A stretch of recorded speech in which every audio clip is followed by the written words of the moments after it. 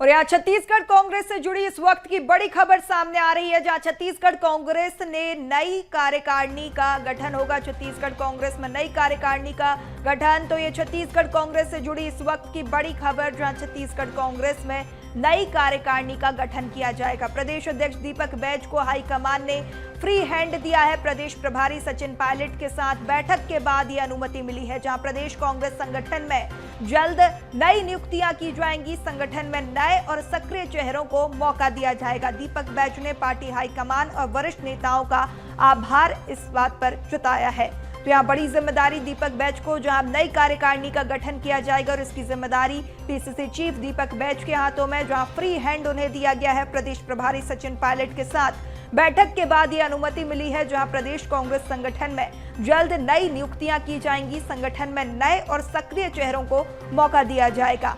तो जो सक्रिय नेता है उनको उन चेहरों को यहाँ पर मौका मिलेगा। दीपक बैज ने पार्टी हाईकमान और वरिष्ठ नेताओं का आभार जताया है। जिम्मेदारी के लिए दीपक बैज ने पार्टी की जो हाईकमान है उनका आभार जताया है। तो यहाँ पर जल्द नई कार्यकारिणी का गठन। खबर पर ज्यादा जानकारी के साथ सहयोगी शिवम हमारे साथ जुड़ चुके हैं। शिवम, छत्तीसगढ़ कांग्रेस में अब नई कार्यकारिणी का गठन होगा, पीसीसी चीफ दीपक बैज को नई जिम्मेदारी। जी बिल्कुल, देखिए दीपक बैज को एक नई जिम्मेदारी दी गई है कि नई कार्यकारिणी का गठन वो स्वयं कर सकते हैं। कल बैठक हुई थी।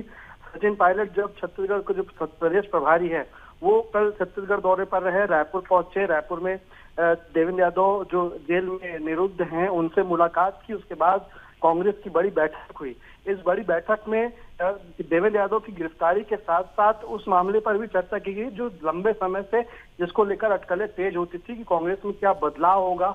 तो फिलहाल उन संकेतों को विराम दिया गया है और जो दीपक बैज हैं उन पर ही आला कमान ने भरोसा जताते हुए इन्हें नई कार्यकारिणी का गठन करने की जो जिम्मेदारी है वो दे दी गई है। और लगातार जिस चीज की कवायद तेज हो रही थी कि प्रदेश की कार्यकारिणी में जल्द बदलाव हो, उसके लिए अब विचार जो है वो शुरू हो चुका है। दीपक बैज जो है नेताओं से मुलाकात कर रहे हैं।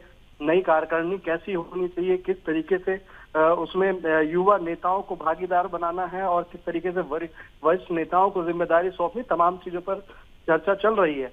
और जो संकेत मिल रहे हैं कांग्रेस के सूत्रों से वो यही बताया जा रहा है कि उसमें अब युवा चेहरों को जो है जिम्मेदारी मिलेगी। युवा चेहरे जो अब तक बैक स्टेज काम करते थे वो सामने आकर के फ्रंट से काम करेंगे और जो सरकार को घेरने का काम है वो भी युवा नेता करते हुए दिखाई देंगे।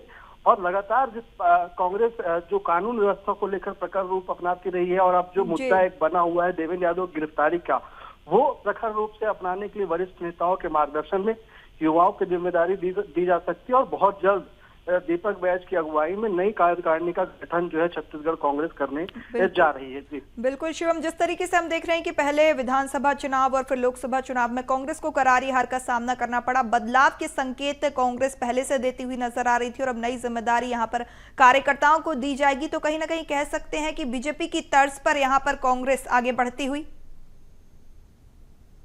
की तर्ज पर कांग्रेस अब जो है अनुशासन को कहीं ना कहीं अपनाने की जो कवायद है वो करेगी, क्योंकि दोनों ही पार्टियों में अगर कहीं अंतर था तो वो अनुशासन को लेकर ही था। अगर कांग्रेस में कुछ बात होती थी तो वो अनुशासनहीनता में आती थी और तमाम चीजें जग जाहिर हो जाती थी। लेकिन बीजेपी में अगर कोई बड़ा विवाद है तो अनुशासन के कारण ही वो प्रदेश के और जो संगठन है उसके अंदर दब के रह जाता था। तो कहीं ना कहीं अब जो बीजेपी जिस अनुशासन को लेकर के हमेशा आगे बढ़ी है, जिसमें उसमें कई सफलताएं भी हासिल की, चाहे छत्तीसगढ़ की बात हो या देश की बात हो।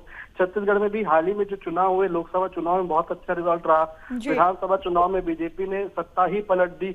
तो कहीं ना कहीं अनुशासन एक बहुत बड़ा मुद्दा बनता है और कांग्रेस पार्टी में अभी सबसे ज्यादा जरूरत अनुशासन की है। जो नेता जो बयानबाजी करते हैं उन्हें बांधने की है और एक साथ लाने की है।